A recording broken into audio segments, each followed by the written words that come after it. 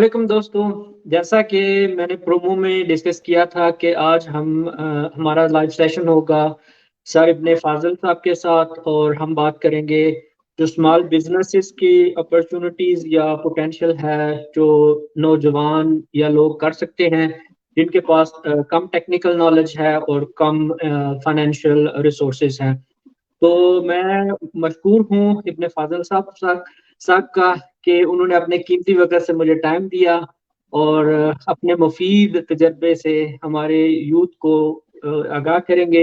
हमारा इस live session का मकसद यही है कि इस मायूसियों के दौर में और मुश्किलात के दौर में कुछ पॉजिटिव जो है वाइब जो है पॉजिटिविटी को फैलाना है। तो मैं मजीद टाइम ज़ाया किए बगैर सर से रिक्वेस्ट करता हूँ थोड़ा सा फॉर्मली अपना इंट्रोडक्शन करवा दें और उसके बाद हम फिर आंसर क्वेश्चन सेशन की तरफ चलेंगे। जी sir, thank you very much. अस्सलाम वालेकुम sir. Thank you sir, thank you very much जी। आपकी बड़ी मेहरबानी, आपने मुझे ये मौका फराहम किया कि हम दोस्तों से बातचीत करें। मेरा तारुफ ये है जी कि मेरा नाम सलीम इब्ने फाजिल है और मैं वैसे इंजीनियर हूँ, पेशे के लिहाज से इंडस्ट्रियलिस्ट हूँ छोटा सा, और कुछ 20-25 साल से मुख्तलिफ जो है इंडस्ट्रीज रन कर रहा हूँ। और पिछले को 3-1 साल से हम खुशहाल पाकिस्तान के नाम से एक NGO चला रहे हैं, जिसका मकसद ये है कि हम लोगों को ऐसे स्किल सिखा सकें जो हमारे मकामी रिसोर्सेज को लेते हुए उनको इस काबिल कर दें कि वो अपने लिए अर्निंग कर सकें। तो अल्हम्दुलिल्लाह उसमें हमें बहुत सारे लोगों की हमने ट्रेनिंग्स करवाई हैं। 1-2-3 दिन के हम सेशंस और ट्रेनिंग्स करवाते हैं, जिसको सीखने के बाद बहुत सारे लोगों ने अपने काम शुरू किए। और एक छोटी सी बुक मैंने लिखी हुई है खुशहाली की दस्तक के नाम से, जिसमें भी हमने मुख्तलिफ जो नॉन कन्वेंशनल बिजनेसेस हैं उनका तारुफ करवाया। तो ये जी मुख्तसर सा मेरा तारुफ। जी जबरदस्त सर, बुक आपकी मैंने भी वैसे पढ़ी है, माशाल्लाह बड़ी अच्छी काविशी है आपकी, उसमें बड़ी प्रैक्टिकल चीजें। अच्छा सर, पहला सवाल मेरा आपसे ये है कि क्योंकि हमारा आज का सेशन है ही स्मॉल बिजनेसेस के बारे में है और उसमें हमने मेन रखा है कि नो टेक्निकल नॉलेज और दूसरा लो फंडिंग।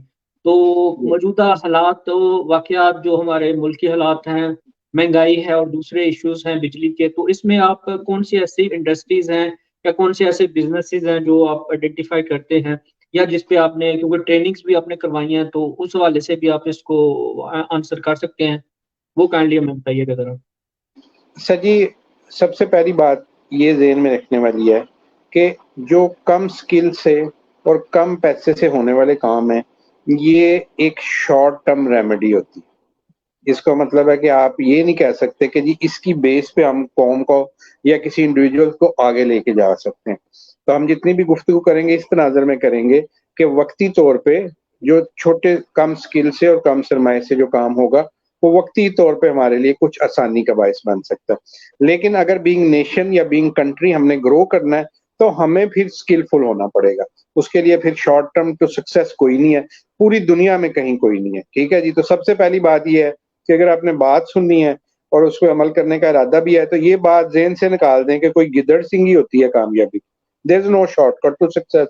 काम करना पड़ता है, मेहनत करनी पड़ती है, एफर्ट करनी पड़ती है और स्किल को सीखना भी पड़ता है और उसको डे बाय डे एनहांस भी करना पड़ता है। तो सर पहली तो ये गुज़ारिश है।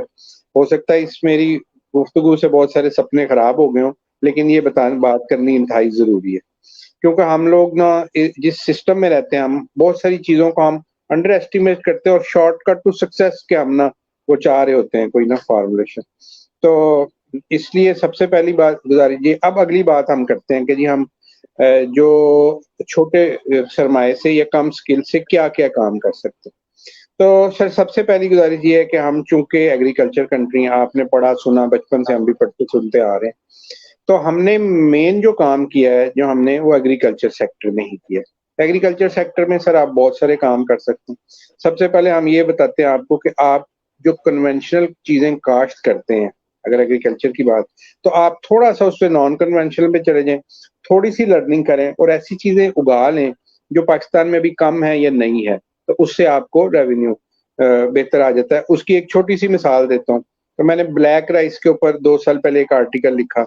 उसको देख के कुछ दोस्तों ने वो ब्लैक राइस जो है वो कल्टीवेट किया। लास्ट ईयर मुझे किसी साहब ने राब्ता किया। उन्होंने कहा जी कि मैंने 2 कनाल के ऊपर सिर्फ तजर्बाती तौर पे लगाया था और 2 कनाल में सिर्फ कुछ पानी आ गया, कोई मसला हुआ तो मुझे थोड़ी-सी फसल मिली, तो मुझे टोटल 106 किलो जो है ना वो उसमें से चावल हासिल हुए। तो कुछ मेरे उस पे लागत आ गई 20-30 हज़ार, तो वो 106 किलो जो है वो कहते हैं जी मेरे 5 लाख से ज़्यादा के बिक गए वो। तो मतलब वो एज़ ए बीज ही लोग आगे ले लेते हैं। तो इस तरह यानी एक नॉन कन्वेंशनल बिज़नेस में जाने की वजह से उनकी इनकम जो है वो इसी तरह बहुत से फ्रूट हैं नए जो भी पाकिस्तान में इंट्रोड्यूस हो रहे हैं, जैसे कि ड्रैगन फ्रूट है या कि ये आपका वो कीवी फ्रूट है। इस तरह भी पपीता बहुत अच्छा बिज़नेस कर रहा है पिछले कई सालों से पाकिस्तान में, मतलब है कि इसकी खास तौर पे पंजाब में फिर आड़ू। तो यानी नॉन कन्वेंशनल काम जो रूटीन में होते हैं, 2-3 फसलें लोग लगा लेते हैं, उससे हट के अगर कोई काम करता है, इसी तरह सब्जियों में अगर चले जाएँ, तो हम लोगों को कहते हैं यार कि उसमें भी बहुत सारी नॉन कन्वेंशनल चीज़ें हैं, जैसे एस्परागस है, वो बहुत महँगी बिकती है, इस तरह और ल्यूटस है या मुख्तलिफ किस्म की चीज़ें हैं। अगर उनके ऊपर आप ज़ाफ़रान चले जाएँ जी? ज़ाफ़रान सर 3 लाख। ज़ाफ़रान की तो ख़ैर एनवायरनमेंट अभी मतलब टेम्परेचर सर्टेन चाहिए होता है, वो कुछ इलाकों में हो सकती है। तो मतलब ये है कि आप सबसे पहली बात ये है कि आपने ये डिसाइड करना है कि जी हमने अपनी इनकम को बढ़ाना है। उसके बाद उस बढ़ाने के लिए आपने कुछ लर्निंग करनी है। लर्निंग के आपके पास बहुत सोर्सेज़ हैं। इंटरनेट सबसे बड़ा सोर्स है, यूट्यूब है ये। उसके ऊपर आप जाते हैं, आप सीखते हैं कि जी मैं नॉन कन्वेंशनल फार्मिंग कैसे कर सकता हूँ। अभी आप देखें कि अभी 1 एकड़ के ऊपर अगर आप कैप्सिकम की जो वो रेड और वो येलो वैरायटी लगा लेते हैं, तो उससे आपको इतनी कमाई हो जाती है कि आप 10 एकड़ पे गंदम लगाते हैं, तो उससे नहीं होती। तो मतलब इस तरह की चीज़ों में सबसे पहले तो आप जा सकते हैं, ठीक है जी? अच्छा, उसके बाद अगली स्टेज पे हम ये कहते हैं कि जो भी आपने काम किया है, जो आपने एग्रीकल्चर प्रोडक्ट बनाई है या आपके पास है, यानी किसी एरिया में गाँव में आप हैं, आपके इर्द-गिर्द हैं, आप उसको वैल्यू ऐड करना सीखें। उसके अंदर वैल्यू एडिशन करना सीख लें और वो इंतहाई कम सरमाए से और छोटी-सी मेहनत से होने वाले काम हैं। तो उसमें फिर हम फूड डिहाइड्रेशन सिखा देते हैं लोगों को। उसके बाद फिर उसको हम जो है वो डिफरेंट पैकिंग के तरीके बता देते हैं। वैल्यू एडिशन के कई और तरीके हैं जिसमें स्क्वैशेज़ हो गए या जैम्स बनाना सिखा दिया या हम प्यूरी और पल्प बनाना सिखा देते हैं। तो इस तरह बहुत सारे लोग जो हैं अल्हम्दुलिल्लाह इन इन चीज़ों को सीख के बड़े छोटे सरमाए से, कम सरमाए से बहुत सारे काम वो करना शुरू हुए और बड़े लोग ग्रो भी किए हैं। यानी जिन्होंने 2-3 साल पहले फॉर एग्ज़ाम्पल किसी ने 50,000 से शुरू किया था, अब वो माशाल्लाह 10 लाख पे पहुँच गया या इस तरह करके, तो उसमें ग्रोथ भी होती है। तो लेकिन सबसे पहले वही बात है कि जी आपने पहले उसका प्रॉपर नॉलेज लेना है और उसको प्रॉपर तरीके से करना है और ये बात ज़हन में रखनी है कि कामयाबी के लिए एफर्ट करनी पड़ेगी। जी, बिल्कुल ठीक सर कि जनाब, ये आपने शुरू में ही हमने बात की कि ये कोई वो लॉटरी वाला सिस्टम नहीं है जनाब। कि आपने शुरू किया और आप लाखपति, मिलियनेयर बन गए, करोड़पति बन गए। अच्छा सर, आपने बात की कि इसको सीखना पड़ेगा, इसको प्रॉपर वे से करना पड़ेगा, लॉन्ग प्रोसेस है, शॉर्ट टर्म में नहीं होगा। तो इसमें फिर आप जो भी लोग दिलचस्पी इसमें लेते हैं करने के लिए, तो उनके लिए आप रूट क्या डिफाइन करेंगे? एक तो आपकी ऑर्गेनाइजेशन है, एक तो ये है कि लाइक माइंडेड लोगों के साथ एक जॉइंट वेंचर किया जा सकता है, जैसे आपके इंस्टीट्यूट में जाके लोग ट्रेनिंग कर सकते हैं, आपकी गाइडलाइन हो सकती है। इसमें कोई मेंटोरशिप टाइप प्रोग्राम आपने शुरू किया है कि जी जिसमें सर, आप एक ग्रुप। बिल्कुल इसमें मैं आपको बताता हूँ, हम लोग जो भी ट्रेनिंग करवाते हैं, वो ट्रेनिंग के बाद हम उनको छोड़ नहीं देते। हमारी तमाम ट्रेनिंग्स के व्हाट्सएप ग्रुप बन जाते हैं। उस ग्रुप के अंदर जो हमारी ट्रेनर्स होते हैं, वो भी होते हैं, मेंटर्स जो होते हैं और जो मतलब है कि हमारे जो मैनेजमेंट के लोग हैं, वो भी उसमें शामिल होते हैं। उसमें हम लोगों को फ़ॉलो अप करते हैं। यानी कि 1 दिन आपने ट्रेनिंग ली, 2 दिन की ट्रेनिंग ली, उसके बाद आप गए, आपने उसको मश्क करनी है, प्रैक्टिस करनी है। आप घर में प्रैक्टिस करते हैं, आपको मसाइल आते हैं, आप उसमें अपने मसाइल डिस्कस करते हैं, हम उनको हल बताते हैं और फाइनली 2-3 माह, 4 माह तक वो ग्रुप जो है वो चलते हैं, बल्कि कई ऐसे ग्रुप हैं जिनमें थोड़ा कॉम्प्लेक्स काम था, तो उनको 6-6 माह भी हो गए, अभी तक वो ग्रुप खत्म नहीं हुए क्योंकि उसमें लर्निंग जारी है।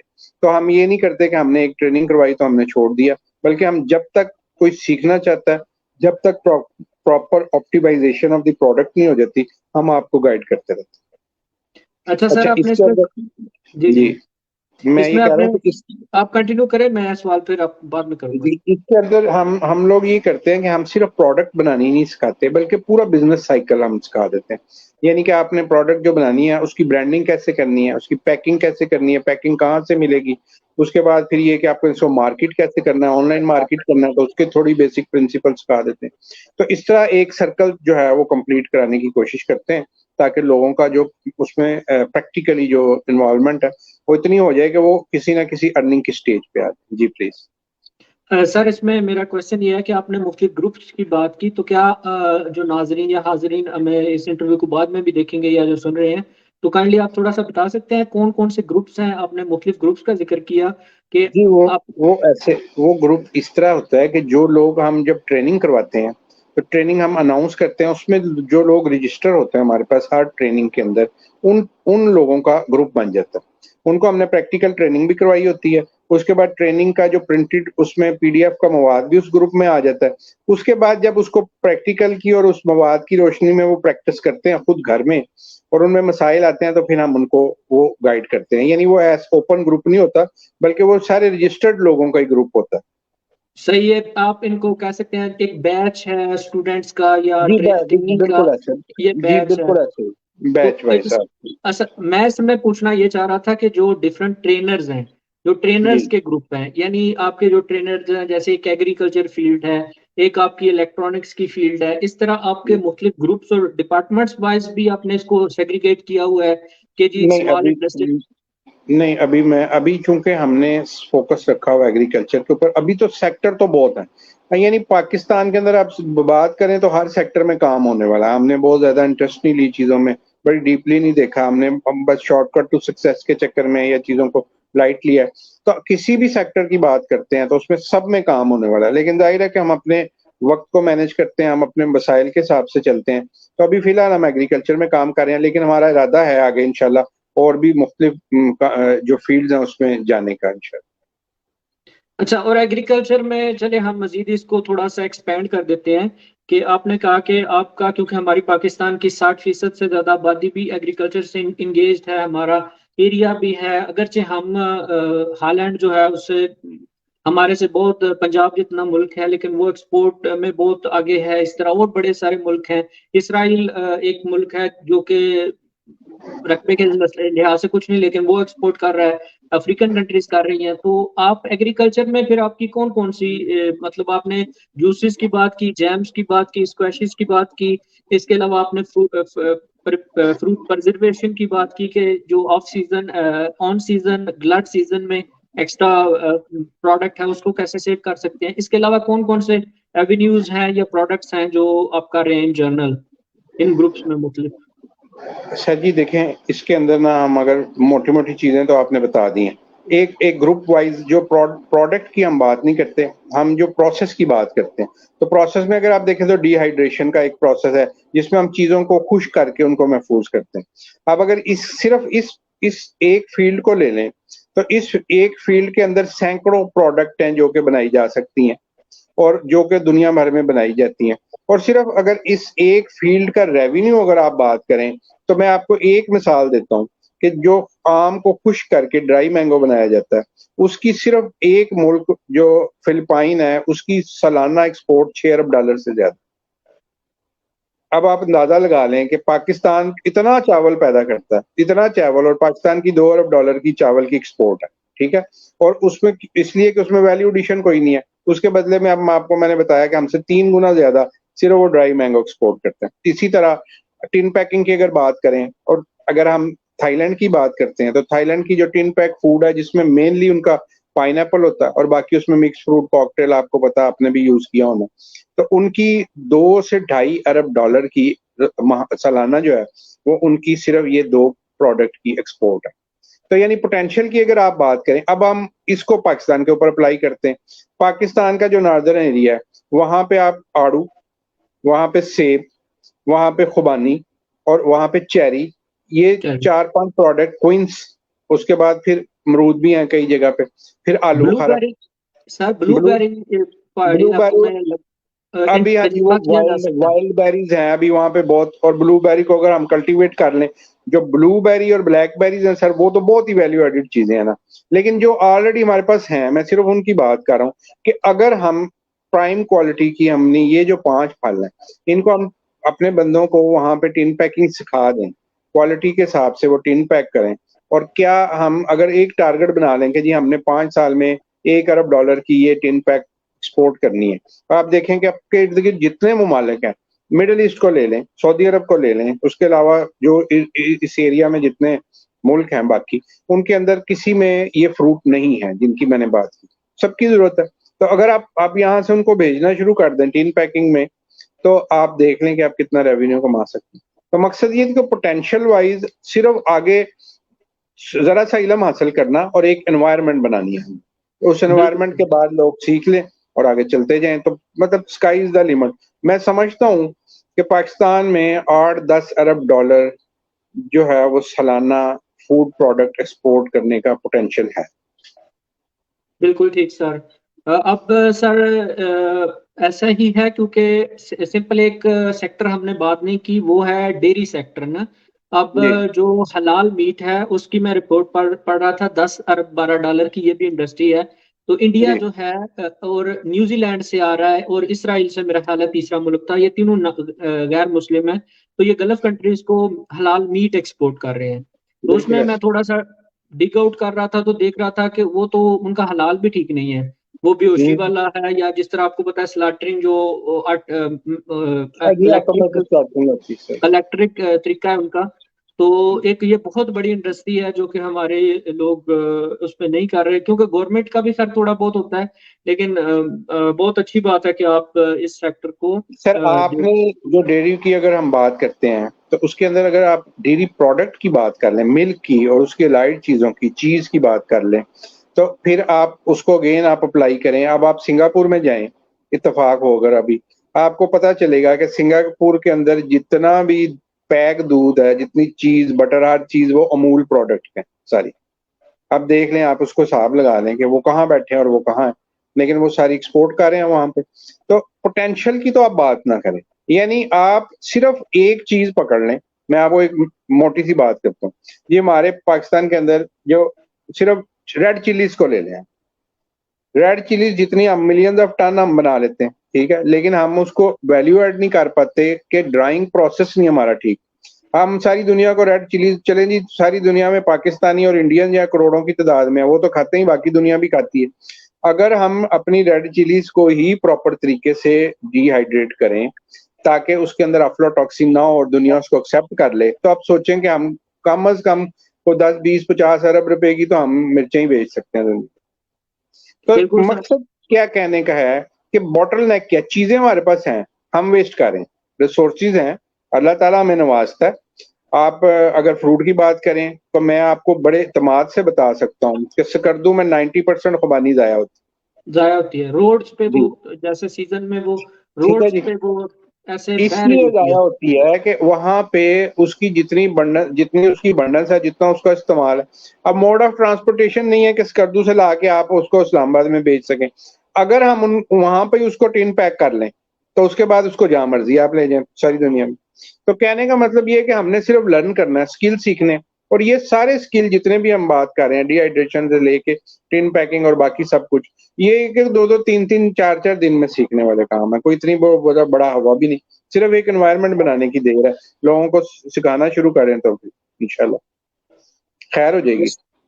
बिल्कुल सर, ऐसे ही है। मेरी जो पंजाब बैंक है उसके जो एग्रीकल्चर हेड थे, उनसे बात हो रही थी इस हवाले से कि मेरा ख्याल है फिलिपीन का आपने पहले भी जिक्र किया, तो फिलिपीन में उनके बैंक ने एक मशरूम ग्रोइंग के हवाले से एक क्रेडिट देना शुरू किया था, कि उसमें उन्होंने कहा था कि हम फार्मर्स को या जो भी इंटरेस्टेड इंडिविजुअल हैं उनको ट्रेन करेंगे और उनको हम स्पान देंगे जो मशरूम का बीज है।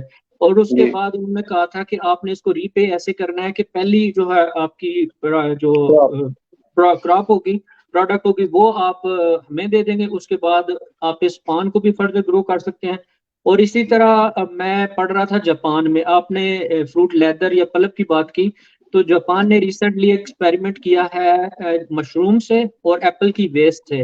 उन्होंने लेदर बनाया है, उससे जो जो बैग्स हैं, हैंड कैरी बैग्स, लेदर उन्होंने डेवलप किया है।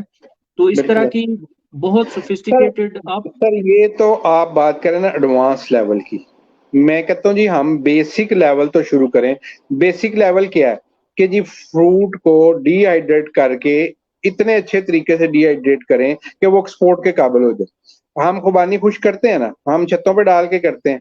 छतों पे अब 15-20 दिन एक चीज आप देखें, एक सिंपल मिसाल है, आप छत के ऊपर एक कपड़ा डाल दें, 20 दिन के बाद वो पहनने के काबिल है, तो नहीं वो सर। 20 दिन बाद वो खुबानी कैसे खाने के काबिल है जो 20 दिन छत पे पड़ी रही है? सिंपल सी बात है ना। अब उसको ही हमने सीखना है कि यार इसको हम अच्छे तरीके से डिहाइड्रेट कर लें ताकि हम बाकी दुनिया को, अब टर्की है, टर्की टेक्निकली बहुत आगे है, ठीक है जी, लेकिन उनकी अब अगर फूड प्रोडक्ट की बात करें, अब आपको देखें कि 40% जो दुनिया को ड्राई अंजीर है वो तुर्की देता है, तुर्की।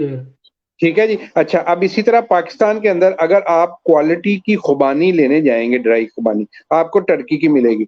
अब सोचें जरा कि अपनी खुबानी हम 80% जाया कर दें और अपने लिए खाने के लिए हमें तुर्की से मंगानी पड़े। फर्क क्या है? सिर्फ एक स्किल का, छोटी सी एक अंदर स्किल है ना, जिसको हम लर्न करें तो हम भी अपनी खुबानी खुद खा सकते हैं, खुद भी खाएंगे, लोगों को भी भेजें। जो तुर्की तुर्की से लेके अरब खाते हैं तो हमसे नहीं लेंगे वो। तो मकसद है बिल्कुल। कि पोटेंशियल है जी, और फर्क, और जो जो जो शॉर्ट फॉल है वो सिर्फ स्किल का है सर, स्किल सेट का। सीख लें, करना शुरू कर दें।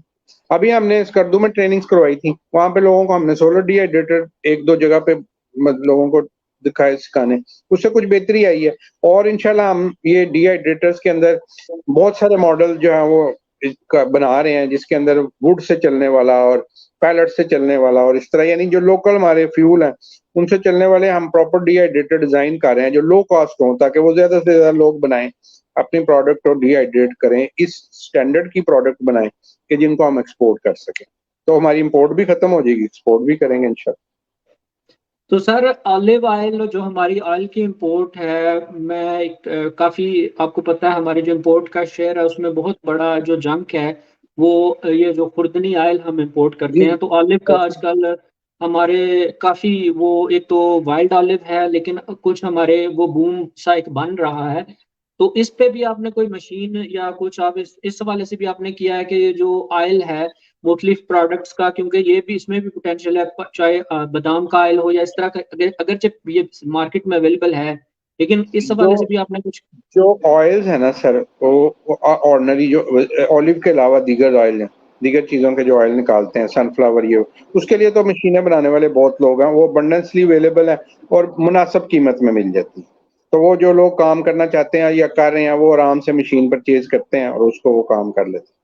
अच्छा, इसके अंदर ऑलिव के अंदर थोड़ा सा फर्क होता है। ऑलिव की जो मशीन है वो हमने बनाई है, वो हमने एक छोटी मशीन सेट बनाया, उसमें 3 मशीनों का बेसिकली एक सेट होता है। तो वो हमने कॉपी किया उसको, स्पेन को, तो वो हमने बनाई है। वो अभी एक दो जगह पे हम लगाएंगे, वहां से फिर लोगों को इल्म आएगा तो और भी बन जाएंगी वो। ये बेसिकली ऑलिव जो है उसको फ्रेश लेके इसको जल्दी से जल्दी विद इन 24 आवर आपने ऑयल निकालना होता है, ताकि उसमें एंजाइम्स होते हैं जो उसको, उसकी क्वालिटी को खराब करते हैं ना। तो इसलिए आप जितनी जल्दी उसको ऑयल को सेपरेट कर लेते हैं तो उतना अच्छा वो आपको ऑयल मिलता है। तो ये जो लोग हैं वो कहते हैं जिसको विद इन 24 आवर आप ऑयल निकाल, तो वो जाहिर है 24 आवर में आप ट्रांसपोर्टेशन दूर दूसरे शहरों में लेके जाते हैं तो वो टाइम लैप्स आ जाता है। तो इसलिए इसकी हर जगह पे छोटी छोटी मशीनें लगनी चाहिए। पाकिस्तान में माशाल्लाह ऑलिव बड़ा अच्छा जा रहा है और मतलब जिन्होंने भी लगाया वो अर्न कर रहे हैं। और एडिबल ऑयल का एज सच इसमें जो हमारा इंपोर्ट का शेयर है उस पर इतना फर्क नहीं पड़ेगा। उसकी वजह ये है कि जो हम 400 या 500 अरब रुपए का तेल इंपोर्ट करते हैं वो उसकी वैल्यू कम है, यानी वो 500-600 रुपए लीटर जो सेल हो रहा है, और वो हमारे जो लो आमदनी वाले लोग हैं वो इस्तेमाल करते हैं, तो वो 2500-3000 वाला ऑलिव उसको नहीं यूज कर सकते। तो ऑलिव जो आएगा अभी अभी जैसे जैसे बढ़ेगा, इसको फिर हम एक्सपोर्ट में इंशाल्लाह जाएगा तो उससे हमें फिर फायदा होगा। लेकिन जो हमारा अपना बिल है उसको कम करने के लिए हमें दूसरी चीजों की, कैनोला वगैरह की और सनफ्लावर की जरूरत है। और दूसरी बात ये कि हमें ये लर्न करने की जरूरत है कि यार ये कोई बहुत अच्छी चीज नहीं है, इसको इतना नहीं खाना चाहिए। यानी सारी दुनिया में सबसे ज्यादा शेयर हमारे हमसाए का, और उससे बाद हम इम्पोर्ट, बड़े इम्पोर्टर हैं दुनिया में, है ना, ये एडिबल ऑयल के। तो ये कोई बहुत अच्छी चीज नहीं है खाने वाली, इसको हमें कम खाना चाहिए। ये भी लर्न करने की चीज है। अच्छा सर, आपने ऑलिव ऑयल, जैतून का तेल निकालने की मशीन की बात की, तो इसमें जो हमारा ऑलिव का ऑयल है, ये quality wise extra virgin oil है या 17% प्योर है, कितने परसेंट प्योर है? नहीं नहीं, जो देखें ये तो आपके ऊपर मुनसर है ना। जब जो वर्जन किसको कहते हैं, जो पहली लॉट जब पहली दफा उसको क्रश करते हैं, उसको सेंट्रीफ्यूज करते हैं, जो ऑयल निकलता है वो एक्स्ट्रा वर्जन कहलाता है। उसके बाद उसको दोबारा से फिर जो सेकंड फेज उसमें से निकलता है उसको आप वर्जन कह लेते हैं। उसके बाद जो पीछे पोमिस बचता है, जो फोक होता है, पोमिस उसको बोलते हैं। पोमिस को अगर आपने सॉल्वेंट एक्सट्रैक्शन पे लेके जाना है तो उसको फिर पोमिस ऑयल कहते हैं। उसको सॉल्वेंट एक्सट्रैक्शन के जरिए उसमें से तेल निकाला जाता है, क्योंकि उसमें से 3-4-5% ऑयल जो है उसमें रह जाता है, जो सेंट्रीफ्यूज से नहीं निकलता। उसको जब हम सॉल्वेंट एक्सट्रैक्शन से निकालते हैं तो वो आपका थर्ड ग्रेड बन जाता है फॉर्मिसाइड का। सही हो गया। अच्छा सर, इसमें आपने बात की, हम बात कर रहे हैं स्मॉल बिजनेसेस की लो टेक्नोलॉजी के साथ और मिनिमम फाइनेंसेस के साथ। अब हमारा इंटरव्यू भी सुन रहे होंगे बहुत से ऐसे लोग के जो छोटी मोटी जॉब भी कर रहे होंगे, कोई उनका, क्योंकि हमारे मसला बड़ा जो है वो किचन का बजट का मसला होता है ना, कि लोग इंगेज्ड हैं ऑलरेडी 6 घंटे 8 घंटे की जॉब में, लेकिन एस्पायरेंट हैं कि कुछ करना चाहते हैं अपना बिजनेस या जिस तरह भी इस तरह के सेटअप में। तो क्या आप सजेस्ट करेंगे कि लोग किस तरह कोई आपने मुख्तलिफ ट्रेनिंग्स का तो बताया कि कैसे इसको आप, क्योंकि आप मेंटोर भी हैं कोच भी हैं, तो कैसे ट्रेनिंग के हवाले से वो कैसे अपने जर्नी को स्टार्ट कर सकते हैं कि जॉब भी आहिस्ता आहिस्ता चलती रहे और वो कारोबार में स्विच करें और फिर स्टेबल हो जाए और फिर फुल टाइम इसको ले सकें। तो कैसे आप इसको देखते हैं और कैसे सर वो कर जी, सकते हैं? बहुत सारे दोस्तों ने इस हवाले से हमें हमसे रब्ता किया। आपको एक छोटी सी मिसाल देता हूँ। एक फैसलाबाद में साहब थे, वो किसी सरकार के महकमे में थे। उन्होंने कहा जी कि मैं ना बड़ी ईमानदारी से काम करता हूँ, तो मेरी सैलरी बड़ी कम है, मेरा गुजारा नहीं होता। उनको मैंने मशवरा दिया, मैंने कहा जी आप सर्च करें सबसे पहले कि आपने लो कॉस्ट जो आप लहसन है वो आपको कहाँ से मिलेगा, जो टूटा हुआ तुरियां होती हैं या वो जो जरा कम प्रेजेंटेबल नहीं होता, वो मंडी से आपको क्या रेट मिलता है। उन्होंने थोड़ी सी वर्किंग की। उसके बाद हमने उनको उसको सिखाया उनको कि इसको आपने ड्राई करके पाउडर कैसे बनाना। वो उनको थोड़ा सा अरसा लगा, उनको एक छोटा सा डिहाइड्रेटर हमने दिया। उसके बाद वो उसको ड्राई करके पाउडर बनाने में कामयाब हो गए। पाउडर बनाने के बाद फिर उन्होंने कहा जी कि अब मैं इसको सेल करना चाहता हूँ, मुझे इसका आइडिया बताएं। अब उनको फिर मैंने गाइड किया, मैंने कहा यार आप देखें, आपके जितने लोकल पिज्जा शॉप्स हैं और जो लोकल ये रेस्टोरेंट्स। फ्राइज वगैरह, इन इन सब की ये डिमांड है, ठीक है जी। तो वो फिर अपने एरिया में या अपने कुछ बिल्कुल करीबी सर्कल के अंदर ही उन्होंने जब उसका सर्कुलेट करना शुरू किया तो उनको हैंडसम उसमें से इनकम आनी शुरू हो गई, सिर्फ एक प्रोडक्ट। इसी तरह अभी हमने रिसेंटली 2-3-4 लोगों को ये काम शुरू करवाया जिसके अंदर आपने ब्यूटी प्रोडक्ट्स होती हैं, जिसके अंदर आप लेमन पील्स हैं, आपकी जो ऑरेंज पील्स हैं, उसके बाद आपकी पोमीग्रेनेट जो उसका अनार का जो छिलका होता है उसको आप प्रॉपर तरीके से मशीन के साथ डिहाइड्रेट करते हैं, उसको ग्राइंड करके पैक करते हैं, तो वो आपकी आजकल ये बहुत ज़्यादा ब्यूटी प्रोडक्ट में इनका यूज़ हो रहा है, ठीक है जी। उसको आप दराज के ऊपर या ऑनलाइन आप स्टोर बना लेते हैं। सिर्फ आप अंदाज़ा लगाएं कि अगर आप सिर्फ बीट रूट रोज़ाना 1 किलो बेच लें, ठीक है जी, तो आपकी रोज़ाना की जो 2 से ढाई हज़ार रुपए की इनकम हो जाती है। अब आप सोचें कि आपकी अगर नौकरी 25 या 30 हज़ार की है और शाम को 1 घंटा या 2 घंटे लगा के आपने एक छोटा सा डिहाइड्रेटर लगाना है घर में, और आपने सिर्फ क्या करना है कि आधा घंटा या 1 घंटा लगा के आपने 5-7-10 किलो उसमें आपने चुकंदर काट के स्लाइस करके रख देने हैं। उसके बाद उसका काम है, वो सारी रात चलता रहे या सारा दिन चलता रहे, 12-14-15 घंटे के बाद उसका वो हार्ड हो जाएगा, उसको आपने ग्राइंड करके पैक कर दें। आपकी जॉब भी चलती रहे और ये भी चलता रहे। Only 1 KG sir, only 1 KG per day आप सेल कर लें तो आप देख लें कि आप माशाल्लाह वो 3,000 से 4,000 रुपए का दराज पे पर केजी सेल हो रहा है और उसकी कॉस्ट जो है 1,000 से कम पड़ती है। तो ये कहने का मतलब है कि इस तरह के बहुत सारे काम है, ऐसे ही छोटे-छोटे हज़ारों काम है। तो उसको आप अभी एग पाउडर का बड़ा काम चला हुआ है, बेकरीज वाले वो यूज़ करते हैं। तो हम उनको लोगों को सिखाते हैं, छोटा सा डिहाइड्रेटर के अंदर आप इतना 1 केजी एग पाउडर रोज़ाना बना लें, आपकी 1,000-1,500 रुपए इनकम शुरू हो जाती है। तो इस तरह के काम जो है वो, और उसके लिए आपको मार्केटिंग में भी बहुत ज्यादा एफर्ट नहीं करनी पड़ती। आप सिर्फ ये अपने हल्का है बाब के अंदर ही इतनी छोटी सी जो क्वांटिटी होती है उसको सेल कर लेते हैं। सिरका बनाना हमने सिखाया, एक दिन में हम सिरका बनाना सिखा देते हैं। अब अगर फर्ज करें ऐसे दोस्त हैं जिनके घर के अंदर 1-2 दरख्त सेब के लगे हैं, अब वो खाते हैं बाकी गिर जाते हैं, हम कहते हैं यार इसको आप उतारो, इसको आप जनाब सिरका बना लो। 2 दरख्तों से सर अगर सिर्फ आप सिरका बना लेते हैं 2 एप्पल के दरख्तों से, तो वो आपको 2 लाख रुपए का रेवेन्यू दे जाता है। अगर हम बात करते हैं पूरे साल की भी, तो 16,000 रुपए आपकी पर मंथ इनकम इंक्रीज हो गई, दरख्त आपके घर में लगे हैं, ठीक है जी। और वो आपके सेब आपने खाने हैं या फालतू जो गिर जाने। तो कहने का मतलब है कि लर्निंग का प्रोसेस है, सिर्फ आपने सीखना है और आपने स्किल हासिल करनी है और इनकम डेफिनेटली आपकी जनरेट होगी। अच्छा सर, इसमें आपने मुख्तलिफ प्रोडक्ट्स बताई जो कि सिरके का, ये बेसिकली तो फूड सेफ्टी के हवाले से भी हैं। तो इसमें फूड सेफ्टी वालों का तो कोई इशू नहीं बनता, उनसे कोई परमिशन वगैरह या कोई वगैरह लेनी तो नहीं पड़ती कि अगर कोई सर जी, बंदा। जी सर। एक सर्टेन लेवल से जब आप ऊपर जाते हैं ना, मिसाल के तौर पर अगर आप ऑनलाइन मार्केटिंग कर रहे हैं तो उसमें तो ऐसा कोई इसकी इन्वॉल्वमेंट नहीं, लेकिन आपने सीखना प्रॉपर है, आपकी क्वालिटी ठीक होनी चाहिए, आप ऑनलाइन मार्केट करते हैं, आप तो कोई मसला नहीं। फूड डिपार्टमेंट तब इन्वॉल्व होता है जब आपकी ब्रांड या आपकी प्रोडक्ट जो है किसी स्टोर पे पड़ी होती है। स्टोर पे जाने के लिए आपको उनकी रजिस्ट्रेशन करवानी पड़ती है, उनका भी बहुत आसान प्रोसेस, यानी उसमें कोई बहुत ज्यादा डरने की जरूरत नहीं। आपके पास अगर एक कमरा है साफ सुथरा नीट एंड क्लीन और उसके अंदर ही आप काम कर रहे हैं, तो वो उनको विजिट करवा के एक कमरे की फैक्ट्री विजिट हो जाती है, उसकी फूड डिपार्टमेंट से लाइसेंस मिल जाता है और उस पर बहुत ज्यादा कोई कॉस्ट भी नहीं है, तो इसलिए उसमें कोई डरने की जरूरत नहीं है। प्रॉपर काम, वही बात यह है कि आपके पास स्किल होनी चाहिए, आपने लर्न किया हो प्रॉपर, तो उसके बाद सारे रास्ते खुले। अच्छा सर, आपने बात की कि आप एक तो ये सारी स्किल जो है सिखाते हैं और थ्रू आउट द प्रोसेस लोगों को सिखाते हैं और ताकि वो कामयाब हो सकें। तो इस चीज़ से मेरे ज़हन में आया कि क्या आप लोग आप बता सकते हैं कि आपकी टीम कितनी बड़ी है इस वक्त, कितने लोग आपके साथ इस सारे कार्यभार में हिस्सा ले रहे हैं, आपके ट्रेनर्स वगैरह, या ओवरऑल कितना बड़ा आपका सेटअप है, और कितने ट्रेनीज को आप एट ए टाइम अकोमोडेट कर सकते हैं, और साल में आपकी कितनी ट्रेनिंग्स होती हैं, कितनी रेगुलरली होती हैं? सर जी, अभी तो हम लोग जो दर्जन भर के करीब दोस्त हैं जो मिलके ये काम कर रहे हैं चाल पाकिस्तान का।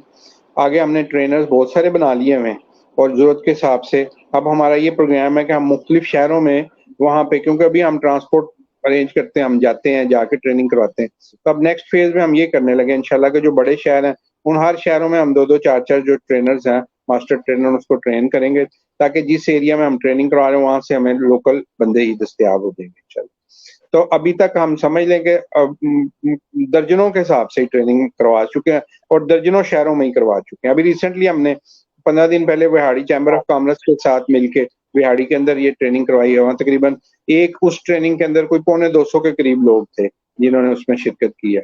अभी हमारा नेक्स्ट मुल्तान में है, खानेवाल में दो अभी ट्रेनिंग्स हैं, उसके बाद फैसलाबाद में है, फिर उसके बाद स्कर्दू में है, उसके बाद पेशावर में है, मतलब वो हर वक्त चलती रहती है। सही। तो इसमें आपकी पूरी टीम है, आप उसको कोऑर्डिनेट करते हैं या आप खुद जी भी? डेफिनेटली, जब लोग हमसे राब्ता करते हैं हम उनसे कहते हैं जी कि आप लोग जो सीखना चाहते हैं ईगर हैं। मिसाल के तौर पे अभी अब स्वाद से हमें एक उस्ताद हैं, उन्होंने कहा जी मेरे पास 60 शागिर्द हैं, हमारे एरिया में डिहाइड्रेशन का बड़ा पोटेंशियल है, आप हमारे बच्चों को सिखा दें। हम उनसे फिर हमने कहा जी ठीक है, आप रजिस्ट्रेशन कर लें उन बच्चों की, जितने बच्चे हैं 60 लोग हैं उनके पास, तो वो 60 लोग हैं, हम मतलब नॉमिनल से चार्जेस रखते हैं जिससे हमारी ट्रैवलिंग की कॉस्ट निकल आए। जो लोग यहाँ से जाते हैं उनकी सिर्फ कॉस्ट जो है ना वो निकल आती है, तो वो नॉमिनल से हम चार्जेस लेके अब हमने वहाँ जाना है। वहाँ जाके उनको हमने 2 दिन हमने उनको प्रॉपर डिहाइड्रेशन की सारी फलों की जो भी वहाँ पे चीजें उनको ट्रेन करेंगे। उसके बाद अगेन वही बात के जी एक ग्रुप बन जाएगा, उसके अंदर फिर वो अपनी प्रैक्टिस करेंगे, जो उनके सवाल होंगे उनके जवाब देते रहेंगे। अल्टीमेटली जब वो फिनिश प्रोडक्ट बनाने के माहिर हो जाएंगे तब हम उनको कहेंगे ठीक है जी आप अब अपना काम करें। तो इस तरह से ये निज़ाम चल। जी जबरदस्त। अच्छा सर, ऐसा है कि एक ऑर्गेनाइजेशन है, वो भी एक एनजीओ है, वो फाइनेंशियली सपोर्ट करते हैं स्टूडेंट्स को। तो उनके जो मैनेजिंग डायरेक्टर है उनके साथ मेरा इंटरव्यू है, तो मैं कोशिश करूंगा कि उनके साथ भी आपकी ये ऑर्गेनाइजेशन के वाले से बात करूं, क्योंकि वो लोगों को कर रहे हैं सपोर्ट जो कि डिजर्विंग स्टूडेंट, जो फाइनेंशियली सपोर्ट जिनको चाहिए स्टडी के लिए। तो मैं उनके सामने उनसे ये डिस्कस करूंगा कि क्यों ना वो एक ऐसा सेटअप भी बनाए कि जिसमें वो ग्रुप्स लोगों के जिस तरह आप कर रहे हैं कि ट्रेनर आपकी तरफ से हो जाए, तो लोग उनके पास ऑलरेडी हैं, उनका ऑलरेडी सेटअप है 20 साल समवेयर सम अराउंड। तो वो आप कोलेब्रेशन के लिए आप जी तो ओके डेफिनेटली, है ना? बिल्कुल कोई हर्ज नहीं, बल्कि सर मैं तो ये कहूंगा कि अगर आप फर्ज करें 8वीं 9वीं 10वीं के बच्चे हैं, आप उनको फाइनेंस करते हैं, मैं कहता हूँ फाइनेंस करने की बजाय हम 10वीं के 4 लोगों को मिलाते हैं, उनको हम ट्रेन करते हैं, उनको जो हमने फाइनेंस करना है 25-25 हजार, उनको 1 लाख रुपए उस ग्रुप को देते हैं, उसको कहते हैं भाई ये काम सीखो, इससे काम करो, तुम्हारी इतनी अर्निंग हो जाएगी जितनी तुमने लोगों से देखनी है, तो वो अपने पैरों पे खड़े हो जाएंगे। तो मेरा तो बिल्कुल सर। मिशन ये है कि जो जो बिल्कुल। आपने किसी की 1 साल में मदद करनी है वो उसको पैसे इकट्ठे पकड़ाएं, उसको स्किल सिखाएं, उसको कोई भाई काम करो। बिल्कुल सर, यही मेरा भी आइडिया है कि ऐसा भी हो सकता है, क्योंकि उनके पास फाइनेंसर्स भी हैं और पहले वो एक एरिया में कन्फाइंड थी, अब वो पूरे पाकिस्तान में ऑर्गेनाइजेशन काम कर रही है। तो जी ये माशाल्लाह। एस्पेक्ट वो कर सकते हैं। तो मैं ऑफ द लाइन आपके साथ इसके बारे में मजीद जी जी डिटेल जरूर कीजिए, शेयर जरूर कर लूंगा। कीजिए, हम तैयार हैं जी, हाँ किसी भी सूरत में हम तैयार हैं ट्रेनिंग करवाने। जबरदस्त सर। अच्छा सर, अगला क्वेश्चन मेरा आपसे ये है कि जो पर्सनल स्किल्स हैं और हॉबीज हैं, मसलन अब बिजनेस की जब हम बात करते हैं तो कहते हैं जी कि ये जो जिसने आईफोन बनाया था, ये स्टीव जॉब्स, कि ये अगर बिजनेसमैन ना होता, अगर ये मोबाइल ना बनाता, तो इसने कोई और चीज बना लेनी थी। यानी उसका माइंड बिजनेस था, माइंडेड था, या उसकी एफर्ट थी, नॉलेज था। तो एक आम क्वेश्चन जो आम लोग ऐसे ही कर देते हैं जी कि बिजनेस करने के लिए बिजनेस माइंड होना जरूरी है, बंदे के पास बिजनेस की नौ होना जरूरी है। तो कैसे कोई डिफाइन कर सकता है कि जी कौन सी स्किल्स, कौन सी हॉबीज हूं तो मैं भी सक्सेसफुल कामयाब बिजनेसमैन या बिजनेस रन कर सकता हूँ? क्योंकि कुछ में तो जीन्स में हो सकती है, हो या गॉड गिफ्टेड टैलेंट हो, लेकिन हर बंदे में तो डेफिनेटली नहीं होता। सर जी बात पता क्या है, आपको तीन चार चीजें एक साथ चाहिए ना आपको कामयाब एंटरप्रेन्योर बनने के लिए। ठीक है, अब वो किसी में भी पूरी नहीं होती, जितना मर्जी बड़े से बड़ा दुनिया का आप निजाम देख लें, कोई ना कोई डेफिशिएंसी हर इंसान में होती है। उसको मेकअप किस तरह करते हैं, थोड़ी सी लर्निंग करते हैं और उसके बाद टीम वर्क से आप उसको ओवरकम करते हैं। ठीक है, अब मैं मिसाल देता हूँ, अगर फर्ज करें हमने अभी बात की 10वीं के स्टूडेंट्स की, हम अब एक टीचर है वो अपनी क्लास में देखता है कि यार ये बंदा जो है इसमें बड़ी स्किल है, ये खाने बड़े अच्छे बना लेता है। ठीक है जी, अब वो खाने बनाने वाले बंदे को हम देखते हैं यार ये मार्केटिंग नहीं कर सकता। एक बच्चा और होगा उधर, उसको बड़ी अच्छी गुफ्तगू करनी आती होगी, वो लोगों को कायल कर लेता होगा, मार्केटिंग स्किल होगी उसके अंदर, कम्युनिकेशन स्किल होगी। तो हम क्या करें, हम करें यार कि ये तुम दोनों मिलो तो तुम दोनों का भला हो जाएगा। तो सर इस तरह भी तो काम हो सकते हैं ना। तो इसमें जरूरी नहीं है कि आपने खुद ही सारा कुछ करना है, आप अपनी जो डेफिशिएंसी है वो आप टीम वर्क से भी मेकअप कर सकते हैं। एक तो ये हल है। दूसरा हल ये है कि जिस काम में आप माहिर हैं उसमें तो आप बहुत अच्छे काम कर लें, और जिसमें आप कम माहिर हैं उसको आप थोड़ा सा लर्न करके आप निजाम चला लें। तीसरा तरीका ये है कि आप पार्टनरशिप करने की बजाय आप पार्ट टाइम आप कॉन्ट्रैक्ट कर लें। मिसाल के तौर पे मैंने बताया कि जी हमने घर में डिहाइड्रेटर लगा लिया, ठीक है जी, मैं 1 किलो 2 किलो रोज की ये प्रोडक्ट बना सकता हूँ, मुझे मार्केटिंग नहीं करनी आती। अब अगर मैं खुद मार्केटिंग करता हूँ तो मैं 2-2.5 हज़ार रुपए कमा लेता हूँ, लेकिन मैं क्या करता हूँ, मुझे करनी नहीं आती। मैं किसी बंदे को हायर कर लेता हूँ, उसको कहता हूँ भाई साहब ये प्रोडक्ट है, मैं आपको सेल प्राइस से 30% आपको दूंगा, आप मुझे भेज दें। अब वो जो बंदा है अगर वो 10 हज़ार की रोज की चीज बेच लेता है तो 3 हज़ार रुपया उसको भी बच जाएगा। तो ये आम जो मार्केटिंग हो रही है इस तरह से, वो 25% 30% के ऊपर वो मार्केटिंग आपको पार्टनर मिल जाता है। तो उसमें आपकी लाइबिलिटी भी कोई नहीं, जब माल बिकेगा तो उसमें अपना प्रॉफिट रख लेना, आपके पैसे आपको दे देने। तो मतलब काम आप सिर्फ आपने फैसला करना है कि आपने काम करना, उसके बाद कोई रुकावट नहीं है। इंशाल्लाह बहुत तरीके हैं। जी जबरदस्त सर, आपने इसको अच्छी तरह समराइज कर दिया कि आप नियत करें, आप नेक नीति से चलें तो रास्ते आहिस्ता आहिस्ता खुद ही खुलते जाएंगे। Definitely definitely. नई मंजिलें, नई राहें आपका मुतलाशी हैं, जिस तरह आप रास्ते सफर पाने हैं। सर, अगला मेरा क्वेश्चन ये है कि इस हवाले से आपकी अब तक आपने बताया कि आप ने काफी लोगों को ट्रेन किया है, तो कुछ सक्सेस स्टोरीज भी हैं, कुछ ऐसे लोग के जो बड़े कामयाब हो गए इस सारे अमल के दौरान, और जिनको आप एज ए रोल मॉडल दूसरे लोगों को प्रेजेंट या शो कर सर सकते हैं बहुत जी से कि? हैं, बहुत से। अब तो माशाल्लाह मतलब है कि हम नॉमिनेट कर सकते हैं कि कोई दर्जन भर तो बाकायदा इंडस्ट्रीज की शक्ल अख्तियार कर चुके हैं ना, जिन्होंने स्टार्ट किया था चंद हजार रुपए से, अब बाकायदा इंडस्ट्री की शक्ल बन गई है, सिस्टम लग गए हैं, एम्प्लॉयज हैं, पूरा फैक्ट्री की शक्ल बन गई है और उनकी मिलियंस में सेल है। ऐसे भी बहुत सारे लोग हैं, और बहुत सारे ऐसे लोग हैं कि जिन्होंने इस नीयत से शुरू किया जाए कि हमें 10-20 हज़ार हमें फालतू मिलना शुरू हो जाए तो हम आसान आसान हो जाए, उनको उनका जो निज़ाम हयात ही इस पे मुंतकिल हो गया। अच्छा, उसके अलावा बहुत सारे जो लोग हमसे सीख के बाकायदा हमारे साथ राब्ते में हैं, उनके अलावा ऐसे बहुत से लोग हैं, सैकड़ों की तादाद में हैं, जिनको हम नहीं जानते होते, लेकिन हम कहीं दूसरे शहर में जाते हैं, वहाँ प्रोग्राम होता है, तो वो लोग आके मिलते हैं, तो हमें बताते हैं कि जी हमने आपका फलां आर्टिकल पढ़ा था, उसके बाद हमने ये काम शुरू किया, तो अल्लाह के फजल से हमें कामयाबी होगी। तो कहने का मतलब है कि अभी अगर ओवरऑल इम्पैक्ट की बात करें, तो शायद हज़ारों की तादाद में लोग जो हैं वो हमारी चीज़ों से लर्न करके, हमारे आर्टिकल से, वीडियो से और उससे वो आइडियाज़ लेके तो वो अर्निंग कर रहे हैं अल्हम्दुलिल्लाह। जी ठीक सर। सर एक क्वेश्चन मेरे ज़हन में आ रहा था कि आपका मैंने आर्टिकल पढ़ा था आम की गठलियों से मक्खन बनाने वाला। तो इस हवाले से आपने कोई ट्रेनिंग करवाई है लोगों को, या इस हवाले से कोई सक्सेस स्टोरी के जी? नहीं, अभी उसके लिए ना जो मशीन उसके लिए चाहिए थी, वो थोड़ी मैकेनिकल, वो हाइड्रोलिक प्रेस वाली मशीन, अभी वो हम बना रहे हैं। वो मशीन मुकम्मल होगी, मुमकिन है कि नेक्स्ट ईयर में हम उसको प्रोडक्शन में लेके आएँ, हम उसको ऑयल भी निकालेंगे। वैसे मुझे 2-4 लोगों ने राब्ता किया था कि जी हम इसको as a professional, as a industry लेके चलना चाह रहे हैं। लेकिन उसमें भी अभी वो थोड़ा-सा उसकी कलेक्शन के ऊपर वो बात हो रही थी कि उसको कलेक्ट कैसे करेंगे, उसका थोड़ा फ्रेमवर्क बना रहे हैं। होपफुली 1-2 साल में इसके ऊपर भी काफ़ी काम शुरू हो जाएगा। बल्कि ये मुझे पता चला था कि मुल्तान में जो कोई यूनिवर्सिटी है, उसके डिपार्टमेंट में उन्होंने ऐसी कोई मशीन लगाई है, वहाँ से परचेज़ करके, जहाँ पे वो ये काम कर रहे हैं। तो वो लोग जो हैं उनके पास जाते हैं, वो अपना सामान लेके जाते हैं, तो उनसे ऑयल वहाँ से निकाल के ले आते हैं। तो लेकिन मैंने वो खुद डायरेक्टली नहीं विज़िट की, या मेरे डायरेक्ट इल्म में नहीं, लेकिन मुझे किसी ने बताया कि ऐसा हो।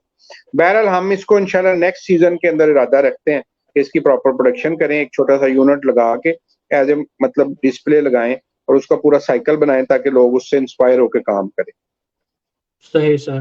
तो सर आपकी ये जो ट्रेनिंग्स हैं, इनकी ज़्यादातर तशहीर आप फ़ेसबुक पे करते हैं। आपकी वेबसाइट का काफ़ी अर्सा पहले यही सुन रहा था कि अभी वो प्रोसेस में है, नहीं आई, तो क्या वो बन गई है? खुशहाल पाकिस्तान आपके? जी। सर, खुशहाल पाकिस्तान असल में ना सरकार की तरफ से रिस्ट्रिक्शन है कि जी ये नाम जो है वो पाकिस्तान का नाम हम एनजीओ इस्तेमाल नहीं कर सकती। तो इस वजह से हमारे बहुत से काम रुके हुए हैं। अच्छा, ठीक जी। हो गया, ठीक हो गया। तो फिर जो ट्रेनिंग करना चाहते हैं, वो फिर आपसे कैसे राब्ता करें, या जो शेड्यूल है आपका, वो फिर आपके फ़ेसबुक से हमें पता चलेगा उसका? हम उसको अपने फेसबुक के वो पेजेस से हैं जो हमारे दो, एक ग्रुप है, एक पेज है। उसके अलावा मेरी वॉल के ऊपर बहुत सारी चीज़ों का होता है।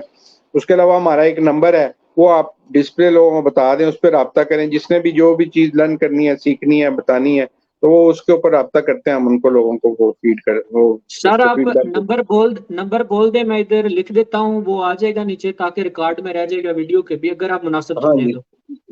जी, नंबर जी हमारा 0322 जीरो 541 टेट्रा सर 6। सर जरा रिपीट आहिस्ता कीजिएगा। 0322 0322 541 541 6666। 666। ओके जी, 0322 541 3 टाइम्स 6। जी सर, चार दफा टेट्रा 4 6। दफा। चलें जी, ठीक है जी, हो गया। ये मैं लिख देता हूँ इधर, ताकि ये हमारा जो... कॉन्टैक्ट नंबर है, इसके ऊपर आपने जो भी सवाल पूछना है आप व्हाट्सएप कर दें, आपको इसके ऊपर फीडबैक आ जाएगी। जी ठीक है सर।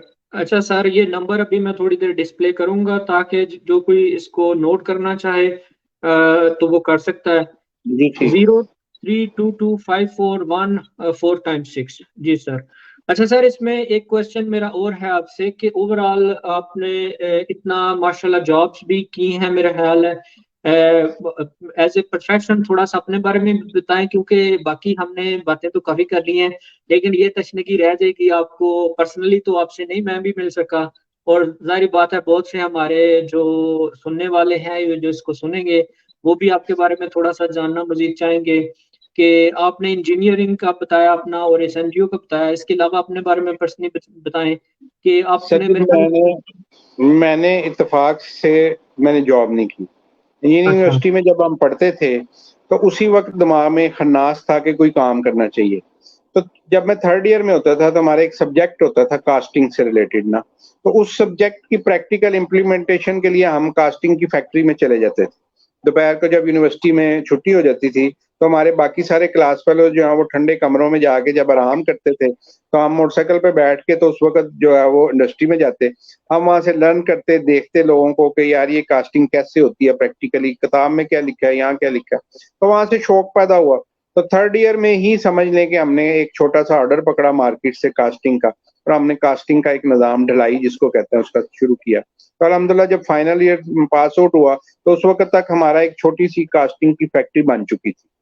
तो तब से माशाल्लाह। फिर हमने, हाँ जी, तब से फिर वो चलता रहा निज़ाम, और अल्लाह ने उसको फिर तरक्की दे दी। फिर वो पहले हम गैस फायर्ड फर्नेस थी, फिर हम इंडक्शन फर्नेस पे चले गए, फिर मशीनिंग का सेटअप साथ आ गया, सीएनसी मशीन फिर लगा ली। तो इस तरह करके उसके बाद फिर जब हम अपने लिए मशीन बनाते थे खुद, तो फिर मशीन डिज़ाइनिंग हमने सीखी। उसके बाद सोचा कि यार हम खुद मशीनें अपने लिए बनाते हैं, तो लोगों को भी इससे फ़ायदा होना चाहिए। तो फिर हमने एक मशीनरी डिज़ाइनिंग एंड मैन्युफैक्चरिंग का एक छोटा-सा निज़ाम बनाया साथ। तो अब वो आस्ता-आस्ता वो भी थोड़ा-सा, अब उसी जो सेक्शन है मशीन डिज़ाइन एंड मैन्युफैक्चरिंग का, उसके अंदर ही हमने अब फूड मशीनें बनानी शुरू की हैं। उसके अंदर हम डिहाइड्रेटर्स बना रहे हैं। उसके अलावा वैल्यू एडिशन की जितनी मशीनें हैं मोस्टली हम उसके अंदर बना रहे हैं। जी, ज़बरदस्त।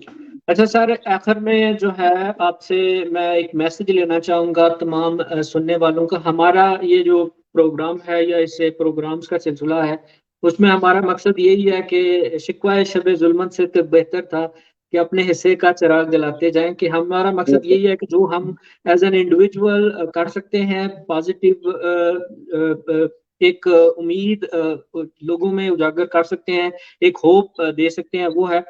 तो आपकी गुफ्तगू एज़ ए होल एक होप है उन लोगों के लिए जिनके पास नो टेक्निकल नॉलेज है या फंड्स हैं कि वो इस कारोबार साइड में आ सकते हैं। लेकिन फिर भी मैं आप से चाहूँगा कि कोई अपनी लाइफ़ से रेलेवेंट या कोई ऐसी बात या कोई ऐसी चीज़ कि जो आप आपकी ज़िंदगी का कोई हासिल तो नहीं कह सकते, लेकिन जो आपको हमेशा याद रहती है, कि जब भी आप कभी बंदा होता है ना, कुछ चीज़ें ऐसी होती हैं, कुछ मामलात ऐसे होते हैं कि बंदा जब खुद भी डाउन हो किसी वजह से, तो कुछ ऐसी चीज़ें होती हैं, अगर बंदा याद कर ले तो बंदा खुद भी बड़ा वो मोटिवेटेड हो जाता है। कुछ ऐसी चीज़, कोई ऐसा वाक़या कि आपकी ज़िंदगी का कि जब सर जी जिसको आप वाकया कोई नहीं है। मेरा एक वजीफा मैं आपको बता देता हूँ।